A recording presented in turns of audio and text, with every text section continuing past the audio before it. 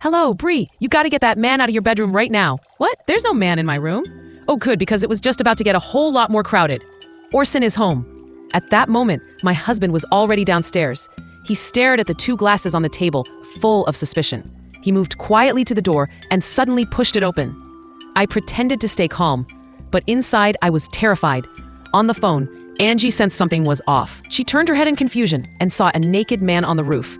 This situation is simply too awkward. Orson didn't catch anything, but those two glasses were right there on the table. He refused to believe I was home alone. He demanded to know whose glass it was. I couldn't think of an excuse for a moment. At the last second, Angie stepped in with a glass in her hand. Orson?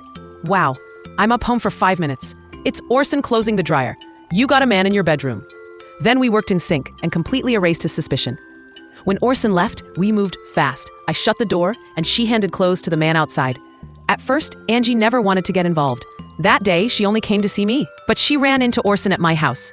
He looked downcast and said he suspected was having an affair, but he was leaving for a golf game. So he asked her to keep an eye on me. Angie flat out refused. She didn't believe I would cheat behind his back. The next day, she still told me what he said. I felt a wave of panic after hearing it. I rushed out and called my lover immediately, but Angie caught me in the act. That night, Carl came over and she was standing nearby. Carl dared to take the risk because he had a plan. He wanted to bring in Orson's old cellmate and take their photos. If Orson refused to divorce, those photos would go to the parole officer. Then he would be sent back to prison. It was a flawless plan. I wanted to give him a kiss as a reward, but Carl wanted more. It was the first time my husband wasn't home. Carl wasn't going to waste it. We went upstairs to get intimate, not noticing someone was watching outside. Angie froze, unable to believe what she saw.